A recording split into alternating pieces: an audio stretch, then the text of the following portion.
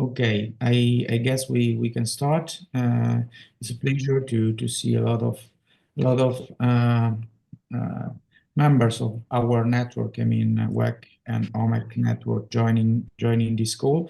We have an interesting agenda with several speakers, so I do want not to steal time, and I can pass the floor to Uda, that is Uda Antonet, that is the Director General of OMEC, that can introduce our work today, and then we will proceed with the agenda we shared. So, Uda, please.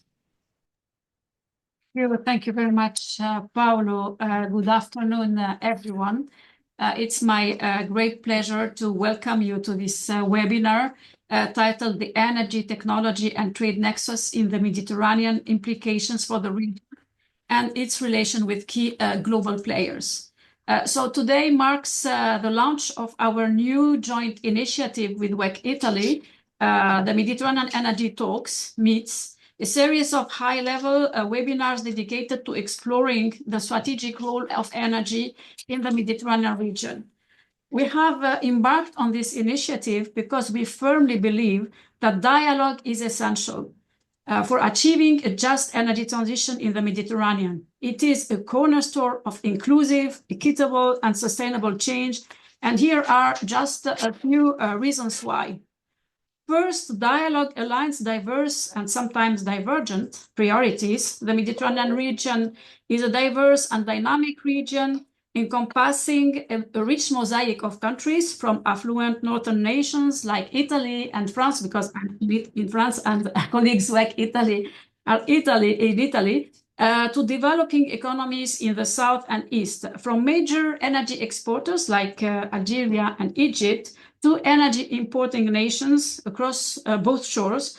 From rapidly growing population in the south, in particular, we have a projection of increase of the population by over 130 million people by 2050, as if we are going to add an additional Egypt to the South Mediterranean region, to declining population in the north. We expect a decrease of 13 million people by 2050 in the North Mediterranean countries, as if we remove equivalent of Tunisia from the north. So in such a complex landscapes, and energy needs, economic capacities, and policy priorities differ significantly. Inclusive dialogue is essential to bridge these differences and ensure that no one is left behind. Second, dialogue builds trust across borders. The region faces shared challenges: climate vulnerability, energy insecurity, and migration pressures. Cross-border cooperation is therefore crucial. Dialogue fosters trust and lays the groundwork for partnerships, whether in infrastructure development, technology transfer, or joint climate strategies. Importantly, we must encourage not just North-South dialogue, but also South-South dialogue and collaboration. Third, dialogue gives voice to all stakeholders. A just transition must be fair and inclusive. That means engaging youth, women, civil society, and all affected communities. Top-down decisions are no longer enough. Everyone must have a seat at the table to ensure policies reflect the lived realities and aspirations of all. Dialogue enables the exchange of knowledge and best practices. Learning from one another's successes and missteps can accelerate progress and reduce costs, both financial and social. Fifth, dialogue helps prevent conflicts and deepening inequalities. Without open communication, transitions risk exacerbating disparities, especially in fossil fuel-dependent regions. Dialogue helps anticipate disruption and design solutions like fair compensation, reskilling programs, and local economic alternatives. So this is the thinking behind the launching meet. As we convene today, we do set a pivotal moment where rapid technological change, shifting geopolitics, and the urgency of climate action compel us to rethink and reimagine our energy systems and regional cooperation. The Mediterranean is more than a sea. it's a bridge between continents, economies, and aspirations. Energy trade as the lifeblood of economic integration gives the Mediterranean a potentially transformative role as a hub connecting Europe, Africa, and the Middle East. Realizing this vision requires commitment, modernizing infrastructure, strengthening cross-border partnerships, and navigating global market shifts with strategic foresight.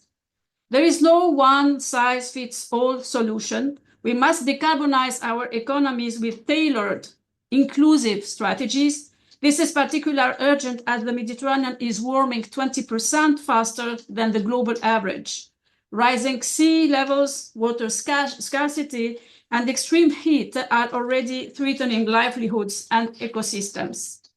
A shift to renewables like solar and wind can reduce emissions, enhance energy security, and create jobs. Clean energy drives innovation and long-term economic resilience, while improved air quality brings public health benefits, especially in our densely populated urban areas. Key sectors, such as transport and tourism, can be electrified and made more sustainable. Enhancing energy efficiency in buildings can cut costs and reduce consumption.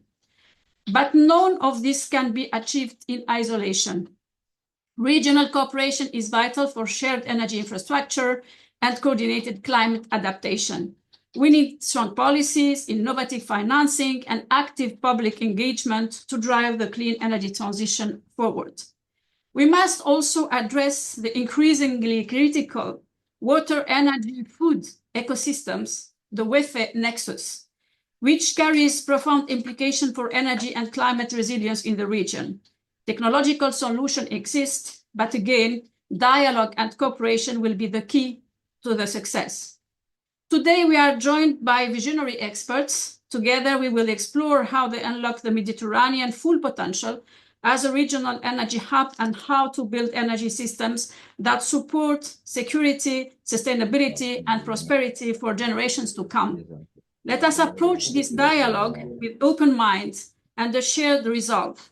Let us work together toward a future where energy trade not only powers our economies, but also foster cooperation, peace, and inclusive development across the borders.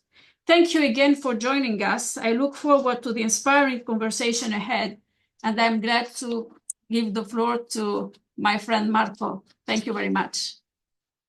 Thank you very much, Uda. And indeed, it's a community of friends, a family that gathers around Mediterranean discussions since a number of years. I will not add much to what you have just said, if not to bring a perspective from afar. I am connecting from Washington, D.C. And when we started thinking to this series of talks, the word trade came spontaneously on the table. And I have to say, the word trade today has a completely different meaning than it had when we started having our conversations around energy trade in the Mediterranean, fostering trade, et cetera, et cetera. And I will flag three mega trends that I believe are underpinning on a more global scale the challenges and opportunities that Huda has highlighted for the Mediterranean. In legacy energy, oil and gas, and the trade of molecules, we now know that nobody is any longer an island. Especially in Europe, we thought for decades that our infrastructure system would insulate us from global shocks.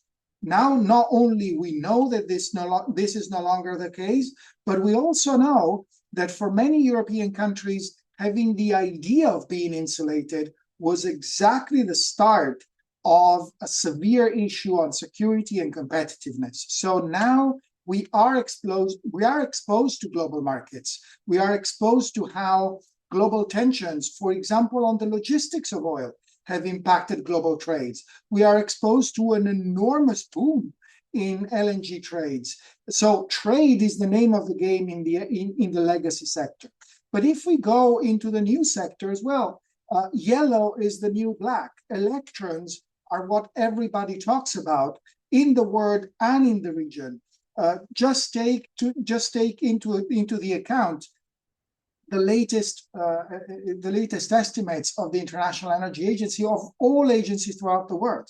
If we account for the computational demand, if the power demand, that computational capacities will require between here and 2030, we would account for the 10th largest power consumer in the world, added just in a matter of years. And obviously, this is a tremendous opportunity for the extended Mediterranean and Gulf region, which is abundant in energy, which is abundant in natural resources, but it requires stability and interconnection. And ultimately, Huda referred very well to the complexity, the no one fits all solutions of the energy transition in the Mediterranean, the energy transitions, as the World Energy Council call them, as we move ahead to our new World Energy Congress in Riyadh next year, very appropriately. Well, now we do realize that what we thought was to be a single transitioning process is actually multiple technology additions on the consumption and on the energy supply that we had in the past, and consumption patterns that we had in the past.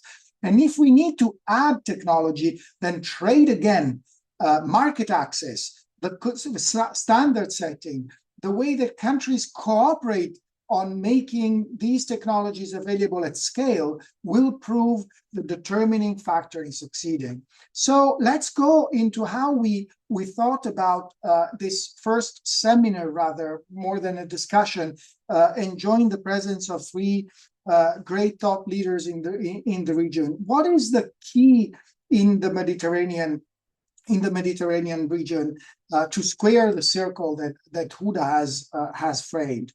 Well, there is opportunities in resources, there is opportunities in geographies, there is opportunities in the history of how this region is interconnected to all the key players around the discussion. And let me say that there is a big opportunity, a tremendous opportunity in the thought leadership that the region has been exercising in many areas. Let's just think of how the region played a pivotal role in COP27, 28, and also in COP29 to achieve a balanced way, a practical way, a pragmatic way forward on how the transitions should really be all-encompassing and reach an all-of-the-above approach. But for this to happen, we need cooperation and stability. And actually, if we just go and look into the name of the game of what is emerging, multilateral efforts, multilateral finance, stabilization, that many political currents are now adversaries of, but this stabilization proves to be a critical factor in the region. And this is why we couldn't be happier to have imagined this kickstarting of our MEET process, of this energy talks process, focusing on the role of multilaterals and on the role of cooperation to mitigate investment risk, to enhance the possibility of investment, and to go forward. We have seen, and I'll rapidly pass the floor on to Farid Belhaj, who has been a leader on MENA, vice president at the World Bank on the MENA region. On this, we are exactly 1 week ahead of the spring meetings here in Washington, D.C. There is so much that the multilateral system is doing to adapt to the new challenges. The World Bank just reopened their approach to nuclear. There will be a lot of discussion on the lending strategies on infrastructure, for example, in Africa. So I think we couldn't have a better place to start. Farid, thank you so very much for being the first keynote in this series of events. I will leave the floor to you, and then we will continue with this discussion. Thank you. Good morning, good afternoon, everybody. I'm extremely happy, honored to be with all of you. Many great specialists, people who really know this domain in much more depth than I would ever pretend to know. let me first start by formally thanking the Mediterranean Organization for Energy and Climate and the Italian Committee of the World Energy Council for this invitation. And I'd like also to acknowledge the importance of the Mediterranean Energy Talk series. Before getting into my keynote speech, just a couple of remarks to what you just mentioned, Marco. You mentioned the spring meetings, and that's true. In a week time, the spring meetings will start. But let me just suggest that what's happening now around the world, the trade wars and how should I put it, the putting into question of the whole multilateralism system. I believe that these spring meetings will deal with many things, but I'm not sure that they will deal with energy. So this is one. Second, you mentioned the COP20, whatever, 7, 8, 9, now COP30.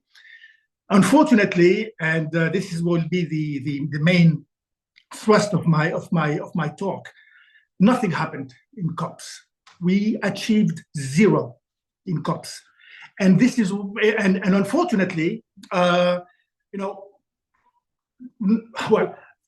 actually, we need at some point to reckon with the reality of what's happening around the world and in international affairs, and that's why my speech today will take a very realist view of what's happening around the Mediterranean, notably on the energy sector, and that would hopefully complement what Paul, who is my colleague and friend, and with whom we did a lot of things on the energy sector in MENA, will come up with, because Paul has more of a cooperation idealist type of view of things. So we will complement each other, I guess.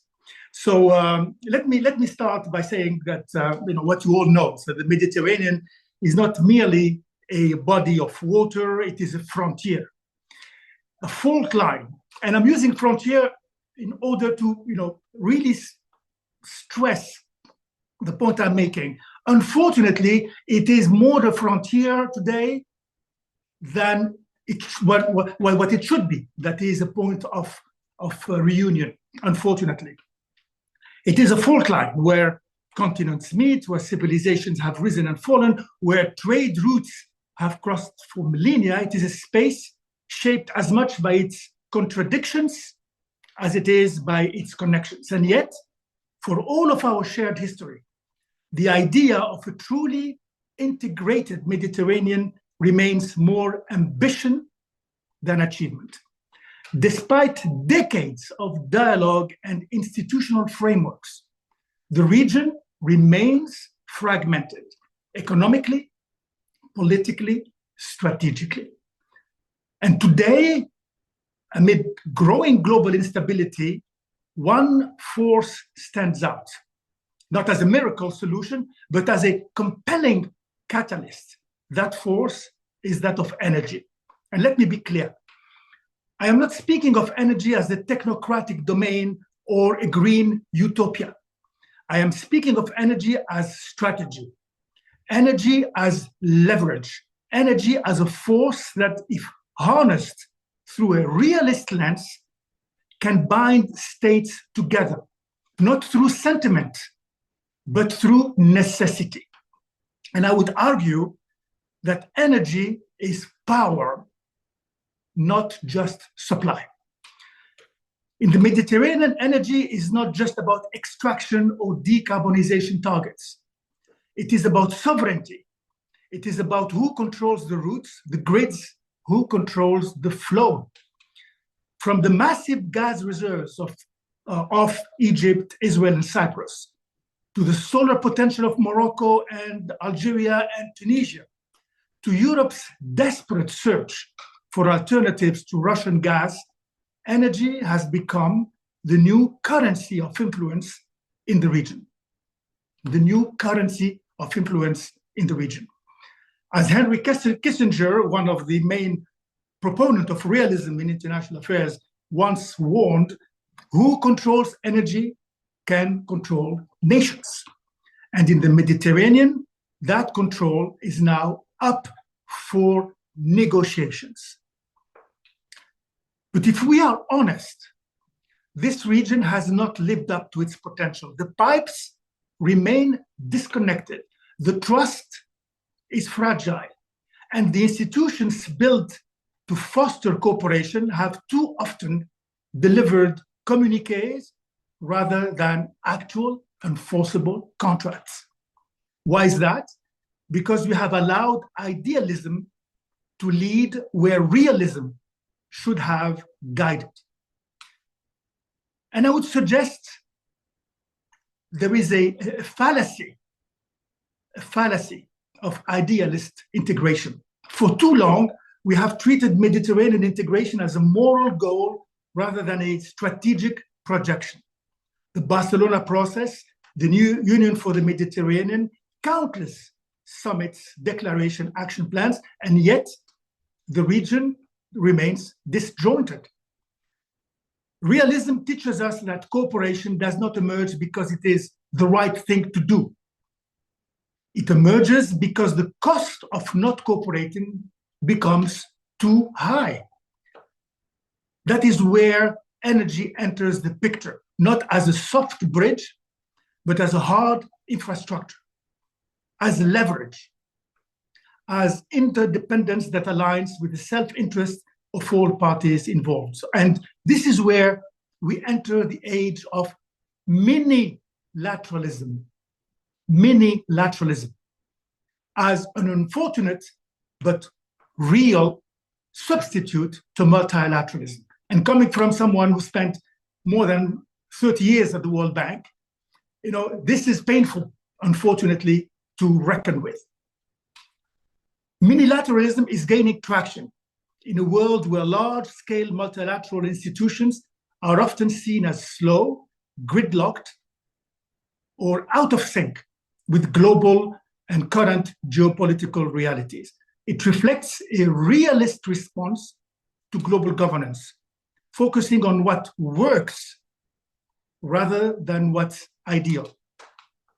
So we are witnessing the rise of a more pragmatic model, mini-lateralism, small interest-driven coalitions that are more effective than sweeping regional visions.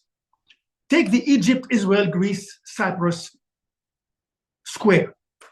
Countries with very different histories, even long-standing mistrust. But when natural gas, maritime borders, and European demand entered the picture, they found ways to align. Consider Algeria and Italy. Amid Europe's energy crisis, Rome turned south, not with slogans, but with contracts. It wasn't about ideology, it was about necessity. Even Morocco and Spain, with their old diplomatic tensions, now thankfully overcome, they have continued energy cooperations around hydrogen and solar development because energy does not wait for the perfect political alignment. In these examples, we see that realism does not reject integration. It demands that integration be grounded in interest, utility, and reciprocity. And of course, we cannot ignore the fractures that exist. The Eastern Mediterranean remains tense, with competing maritime claims and proxy conflicts. Libya is still a broken state. The Maghreb is economically underconnected. Turkey and Greece, despite NATO membership, are still prone to frictions and not always in a mood for cooperation. Meanwhile, Europe's vision of decarbonization often clashes with North Africa's economic dependence on hydrocarbons. And this is an issue that I would love to hear you talk about actually during this conversation. This whole discussion about 2035 and how it will impact the countries of the southern rim of the Mediterranean. At the entrance of China and the reassertion of Russia are adding new geopolitical layers to an already crowded theater. So the truth is, the Mediterranean is too strategically important to be ignored, but too fragmented to act as one. This is why a realist lens is essential, not to be cynical, but to be clear-eyed. So what do we need? And where can we go from here? Let's abandon vague visions and instead build a realist roadmap, and that uses energy not as a talking point, but as a bargaining chip for a shared resilience. One, anchor energy partnerships in reciprocal interest. Any pipeline, any grid or terminal must serve both sides. We, with Paul and the whole team at the bank, we've worked a lot on putting together the LMED project. We really hope that this is a two-way project. We really hope that this is not going to be Tunisia selling, solar power to Italy and with no reciprocal structural investment in the country. And that is not just the role of Italy. It is also for Tunisia to, kind of wake up and understand that this is an opportunity and this is a way for it to open up to the reality of private sector engagement in the energy production. Second point, treat infrastructure as diplomacy. Every megawatt of cross-border electricity, every cubic meter of gas is also a tool of foreign policy. And it is time we act like it. Third, respect sovereignty while enabling convergence. If Europe wants green energy from the south, it must stop dictating terms and start co-investing, co-owning, and co-strategizing. Institutionalize asymmetry. Let different countries move at different speeds. Integration is not a race. It is an ongoing and perennial negotiation. And fifth, create a Mediterranean energy bargaining forum, not another club, not another declaration, but a hard-nosed platform where states come to strike deals, defend interests, and define rules of engagement for the region's energy future. What we need most is to leverage the power of mutual necessity. At the heart of this vision is one simple idea. We do not need to be friends to cooperate. We just need to need each other. Because in this era of global fragmentation, the cost of Mediterranean disunity is growing. Climate shocks, migration pressures, supply disruptions, they do not respect borders, and they will not wait for ideal solutions. There is no such a thing as Fortress Europe. There is no such a thing as Fortress Europe. We are all in it together. Energy may be our best shot at stitching together a region otherwise drifting apart, not because it is moral, but because it is strategic. And there in turn, let me turn to a voice that speaks for me to the deep history in the region. A great North African thinker, an idealist or realist at his time, Ibn Khaldun, who warned all of us that commerce is the engine of civilization, but that power governs its direction. Therein lie our task, to treat energy not as a silver bullet, but as a strategic engine, to use power not to dominate, but to direct cooperation and to shape a Mediterranean that does not dream of unity, but works toward calculated interdependence. And this, in my view, is the best segue to Paul's intervention and presentation. And thank you very much again, Huda and Marco, for this opportunity. So thank you, Farid. And for the sake of time, I will not even try to summarize all the wealth that you've been putting on the table, but I'll simply thank you for highlighting how Italy has been, in recent time, really an active player in triggering the projects that have happened. So Italy has really contributed to, I don't know if it's half full part of the glass, but let's say that the part of the glass that is filling is also filling through Italy's contribution. So I think this is also a great segue into what Enrico will tell us in a second. But where you started on commerce and engines and power lies the key question of infrastructure, of investments, of how they are seen by communities as a core component of bettering lives, creating jobs, and really how they really managed to do what you so very eloquently sketched out in creating these bonds that are not just idealistic, but really stick together for strategic necessities. Paul, on to you. Paul Numba has been also with the World Bank regional director for infrastructure in the MENA region. So there's hardly anybody better place to take the baton from Farid on this conversation and guide us forward. The floor is yours. Thank you very much. Good morning to all. Thank you, Marco, for the introduction, and thank you. I hope you're hearing me well. Very good. Excellent. So thank you very much. Let me also join Farid and extend my appreciation for the invitation, but more importantly, also my congratulations for really staging these talks, because I really believe it's a huge opportunity that you're giving to all of us to exchange views and also to exchange ideas so that we can take this important topic forward. We all know, as we speak, the world is racing towards decarbonization and energy security, and Farid's introduction also touched on it.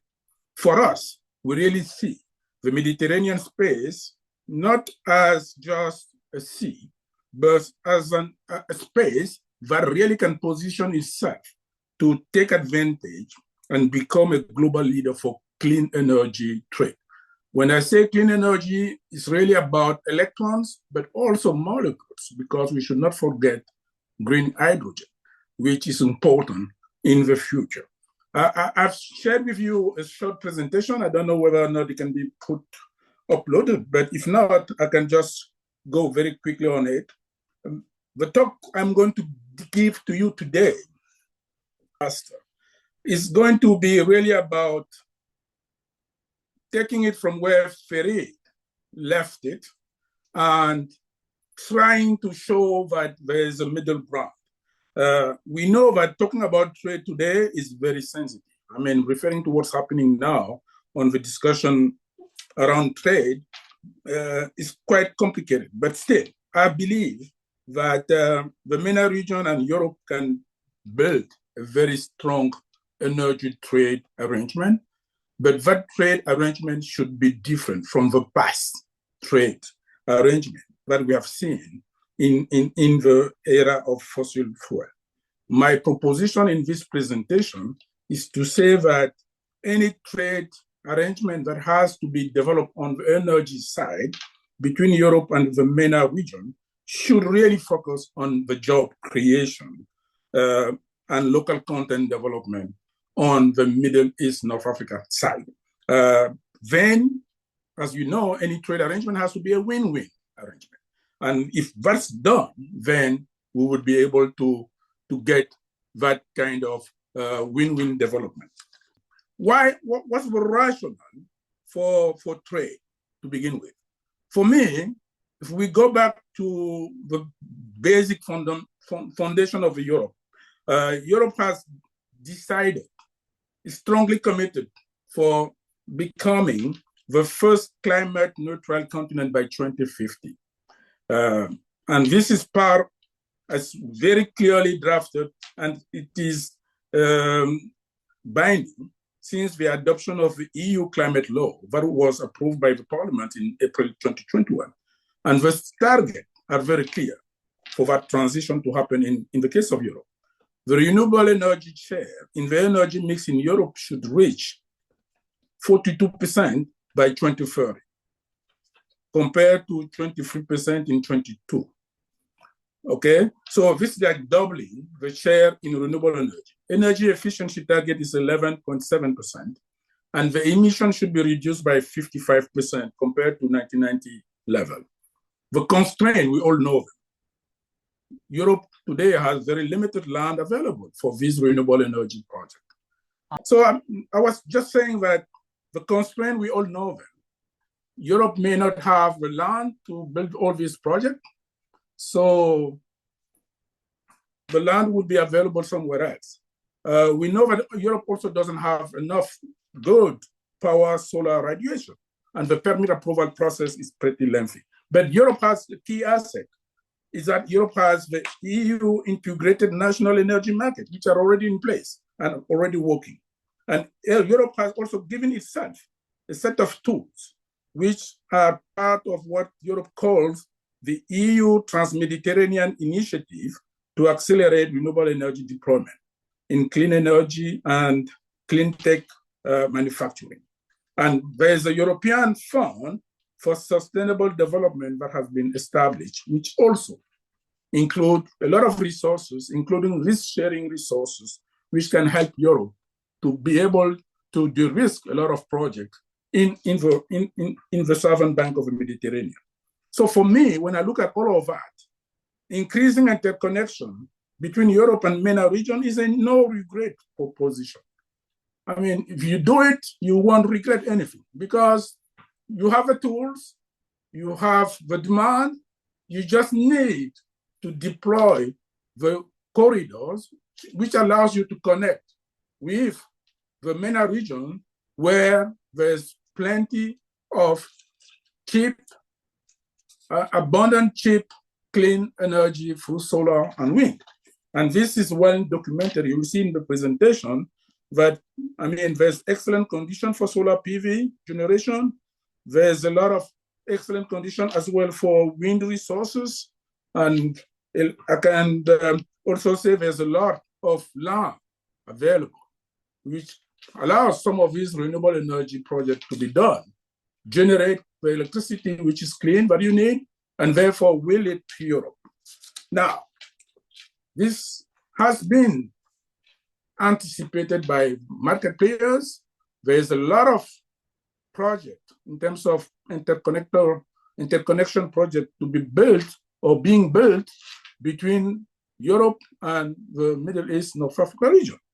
I mean, if you look at the presentation, you'll see that today there are only 3 interconnection links which are operational. There are 2 links between Morocco and Spain.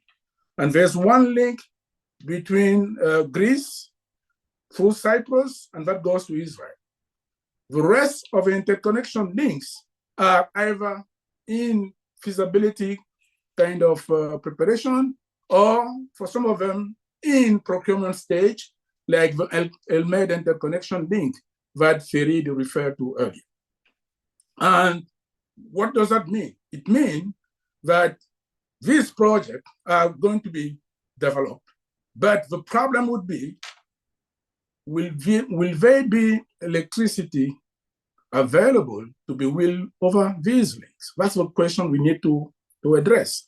You can build ELMED, you can build all these interconnection links that are planned, but if the expansion of renewable energy deployment does not accelerate in the countries in the southern bank of the Mediterranean, then some of these links may sit idle or may not just be built.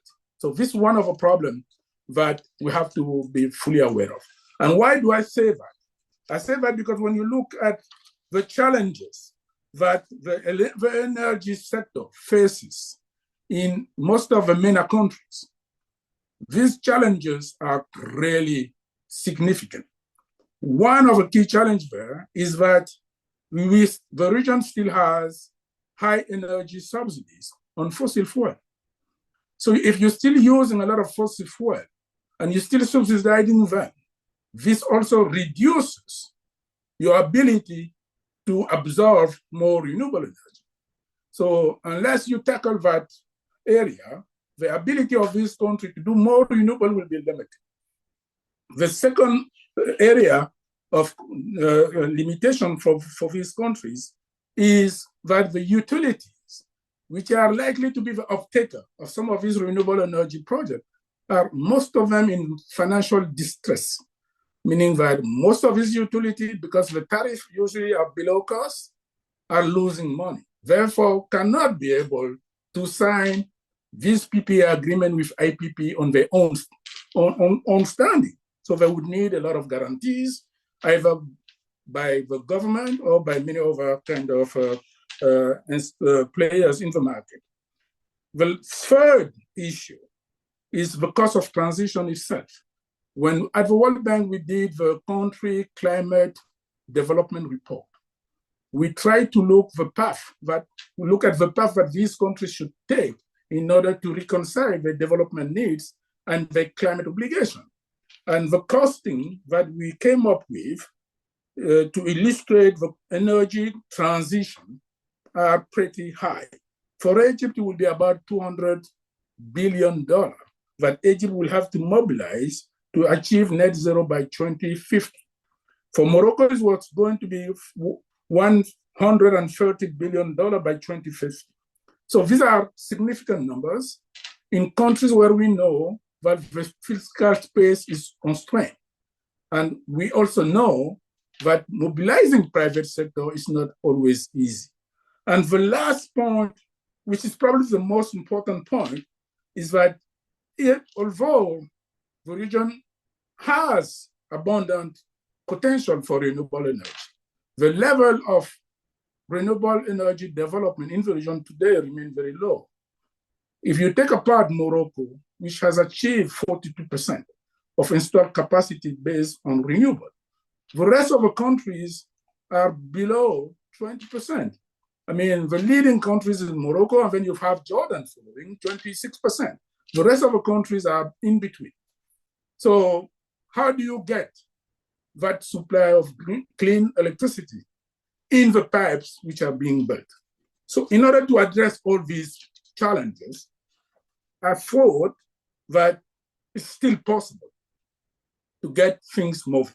And this is why I'm saying, if we want this agenda to take off, we need to bring forward the job dimension of clean energy transition. Today, we are assuming that jobs may be created, but we don't put job creation at the center. Why we should put job creation at the center? We are in a region in North Africa in particular where youth unemployment represents a big challenge for government. 30% of youth are unemployed. And Farid, he's sitting here, he used to quote a number. I mean, MENA would see 300 million young people coming to the job market by 2050. So if we want to solve a migration challenge that Europe is concerned about, we will need to change the way we look at energy and build around energy a proposition that can drive employment generation in sectors which can drive from the availability of cheap and competitive clean energy. And we try to do that at the World Bank ourselves. We try to see whether or not this is something that's possible. We did some study which showed to us that if you look only at the value chain of the energy sector, a country like Morocco could create, in the next 30 years, something like 700,000 net jobs. Egypt could create 2 million net jobs in the energy value chain if they were to achieve the target for renewable energy and energy efficiency. But we believe that more jobs could be created in other sectors of the economy. And this is where I believe the proposition we are making today becomes relevant, because these countries are very close to Europe. The global value chain crosses the Mediterranean. 50% of the global trade passes through the Suez Canal. So if you do reshoring and nearshoring, and you have cheap, clean energy in the Mediterranean, then you can use that as a proposition for redeveloping a huge marine manufacturing capability, which will allow to address not only the energy transition goal, but also to address the job creation goal, which is critical for government in the Southern Bank, but also the migration challenges that Europe is concerned about. And how can that be done?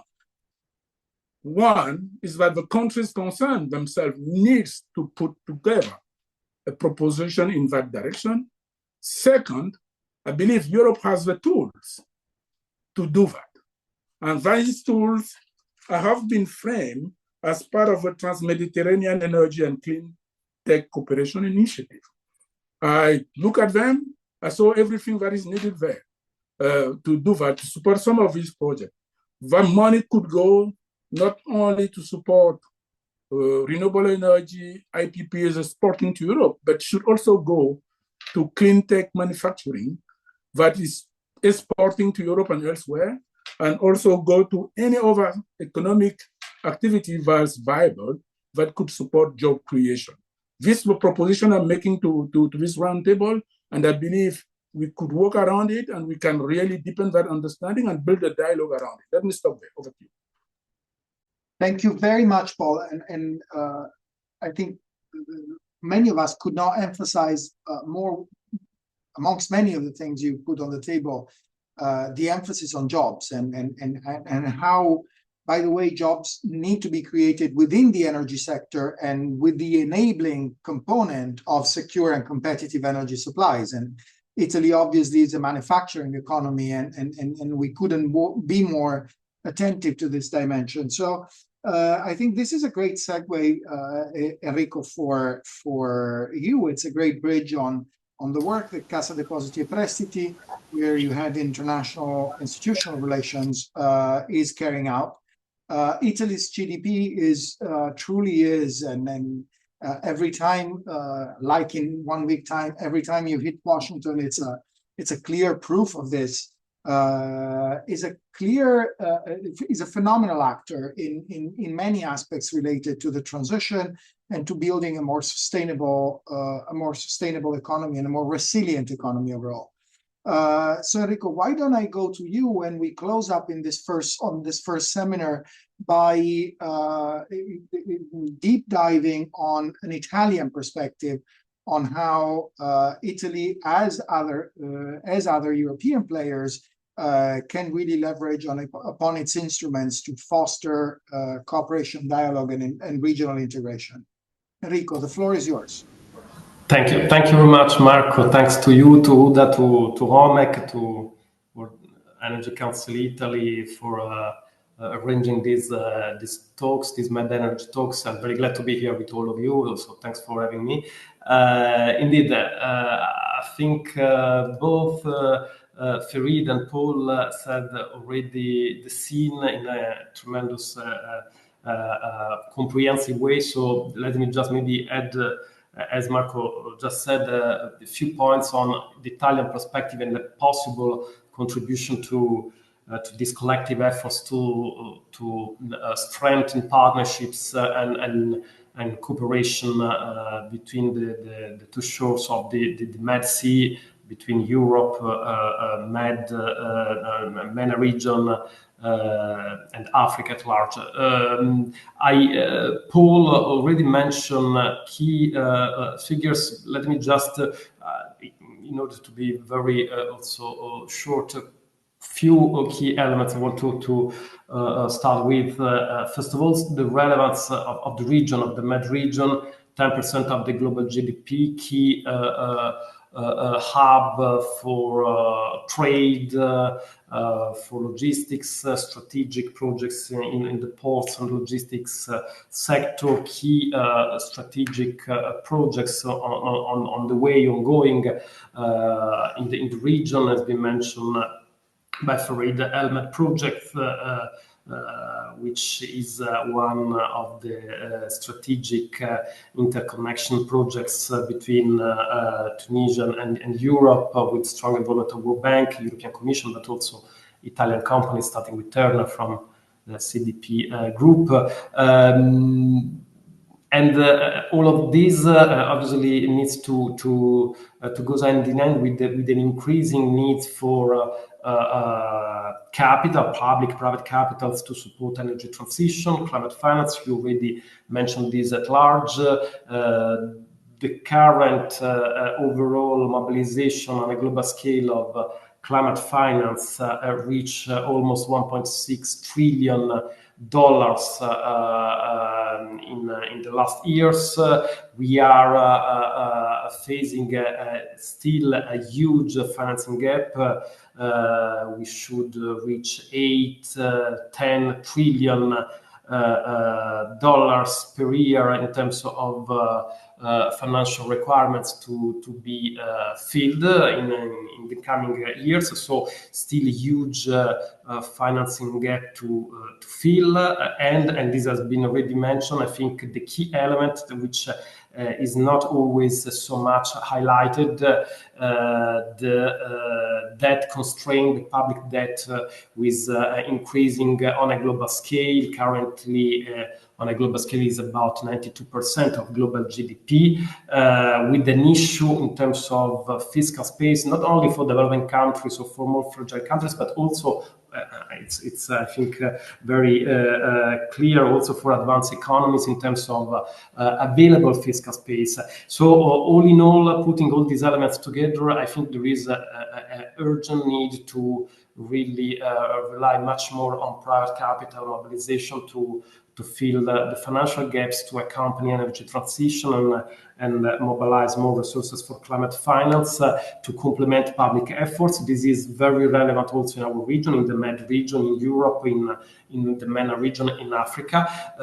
We see here our role as financial institutions, CDPs in Italy and DFI, but this is relevant also for all the other development finance institutions, public development bank, multilateral development banks such as World Bank, such as African Development Bank, to really play this bridging role between public and private sector, trying to mobilize, create incentives for private capital to be mobilized, improving project bankability, play in a way a counter-cyclical role, and very much prioritize additionality, market complementarity, long-term view in our investment. We are not commercial banks. We do think it's key to support global goods and long-term goals in terms of energy transition. So this just to say that having in mind these needs, these gaps to fill, and this urgency,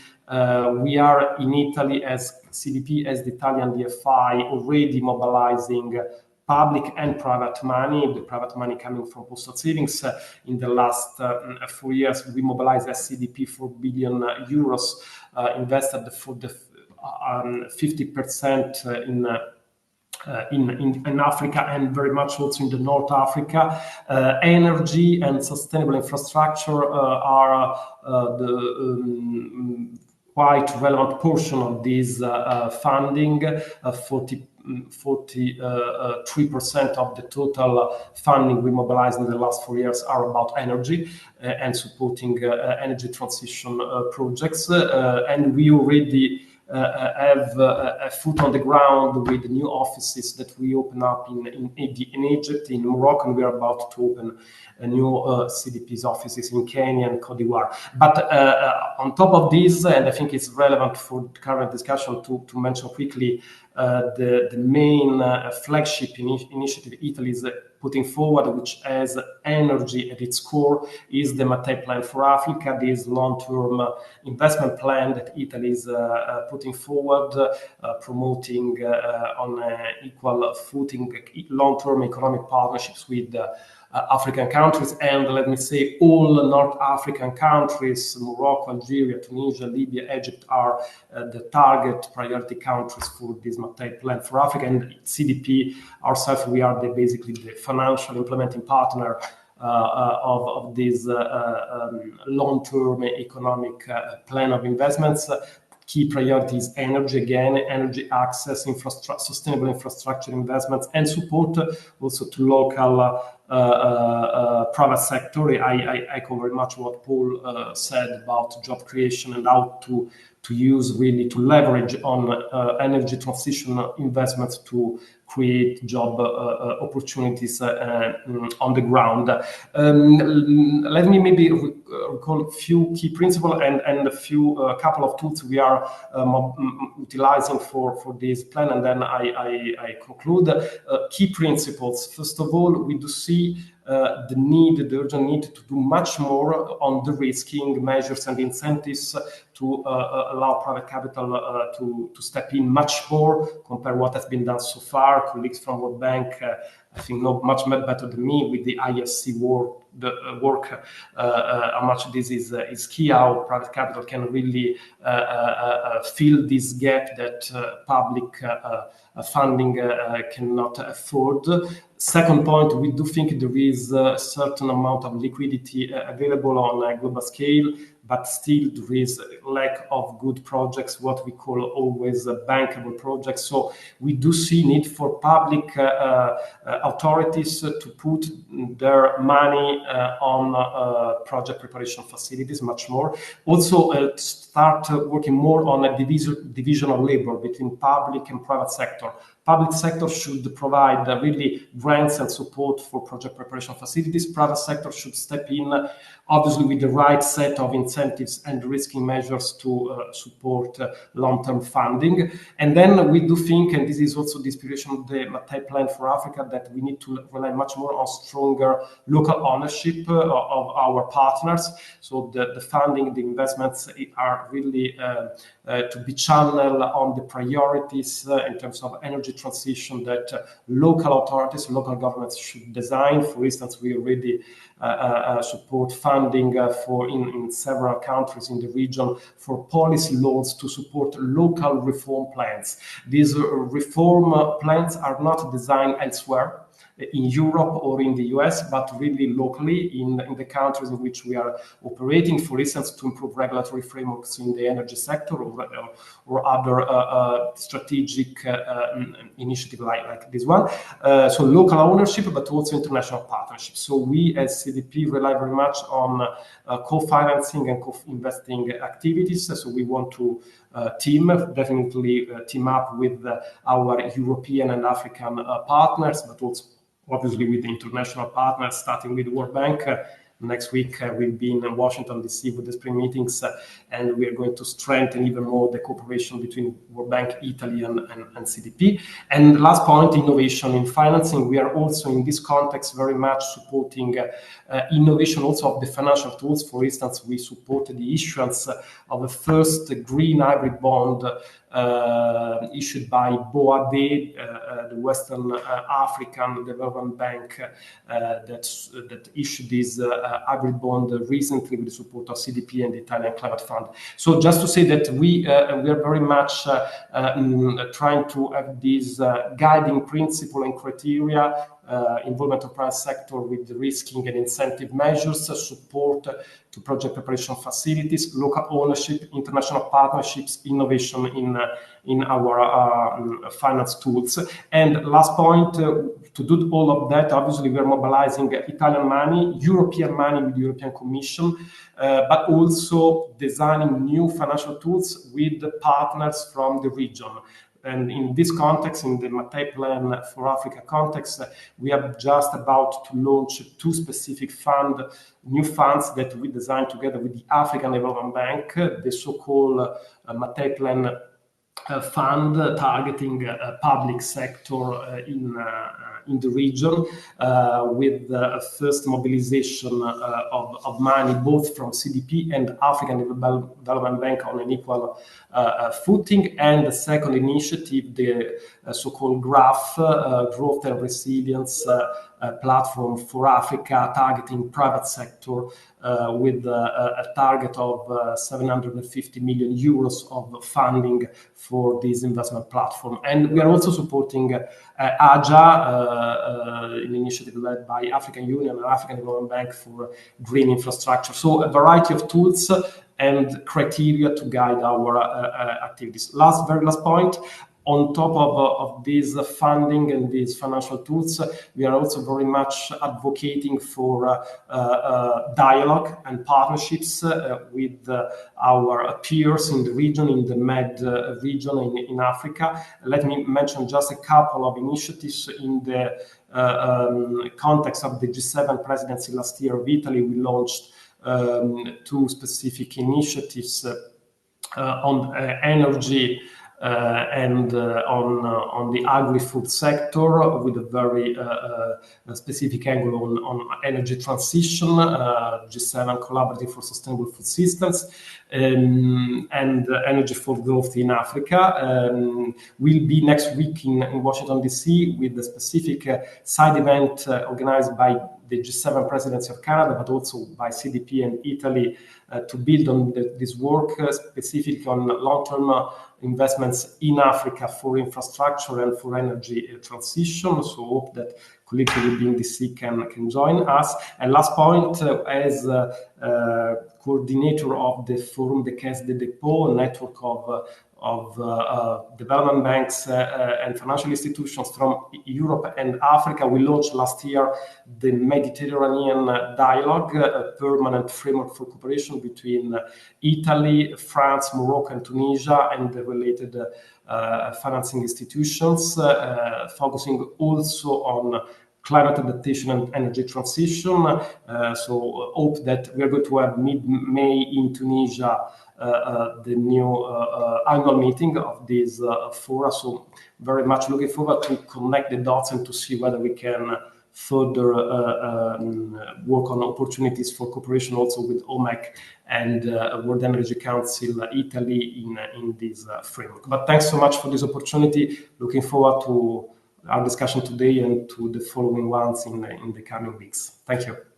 Well, thank you, Enrico. And well, first of all, looking forward to seeing you here in DC, and obviously for those who are connected who plan to attend the spring meetings and all what happens on the sidelines, we will be very happy to distribute the invitations that Enrico was mentioning.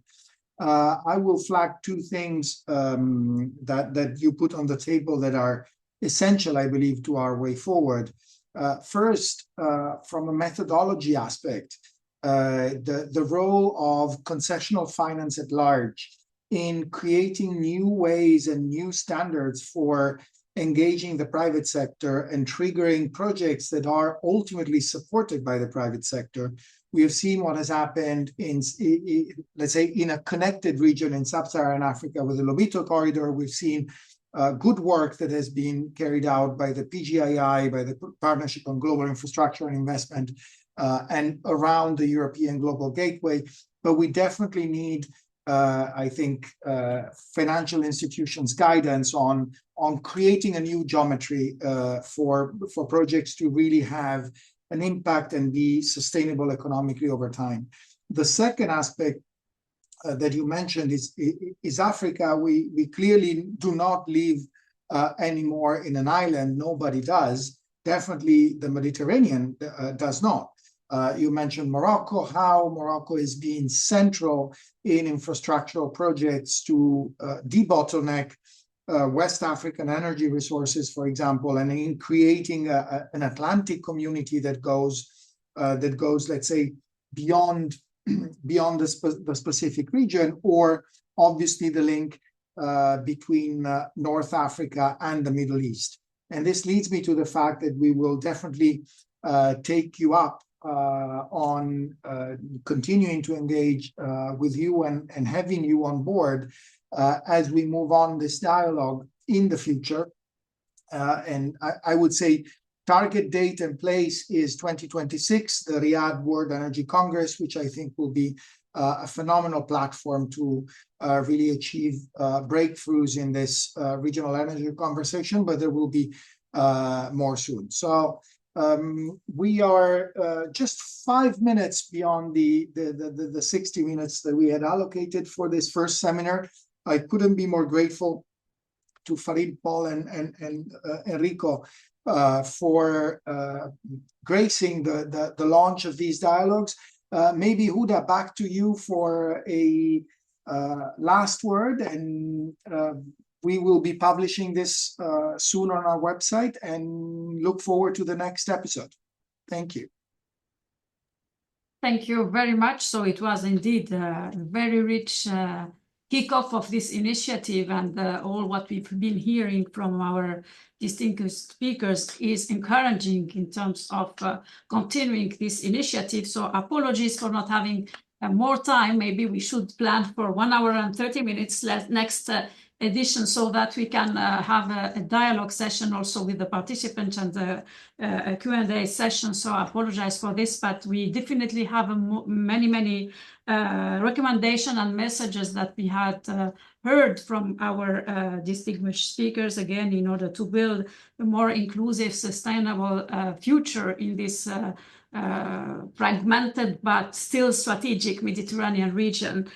So definitely we will be preparing a summary, and we very much look forward continuing the dialogue with our three speakers for the next edition, and we hope that we can keep in touch with you so that we can see also how we are developing and how we are implementing the different recommendations that you gave us, and for which I personally, we as OMEC, fully subscribe, because our full-time job is how to promote cooperation between energy companies, but also between energy countries, in order to have a better future in our region. So I can only say thank you so much, and so keep in touch, and we will come back to you soon with the next data and topic. And again, thank you to our speakers, and we hope that we will keep in touch and more get in touch with you to discuss also for the next editions. Thank you very much. Thank you, and a very last word of gratitude for the teams, and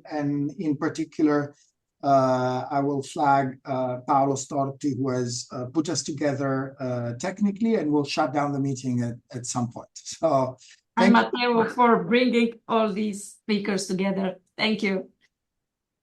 Paolo. Thank you very much. Also from my side, it was a very interesting meeting, and I can have to say well participated. So a lot of friends, and just to remark what Marco and Uda said, we will publish on our website all the findings from these debates, and we will inform you about the next steps. So thank you again, and thank you, Matteo, also from my side, and Marco and Uda to guiding us into this interesting debate. Thank you to all. Bye-bye. See you soon. Bye-bye. Bye-bye. Thank you to all. Bye. Bye, Paul. Bye, Farid. Bye, Enrico. Bye. Bye.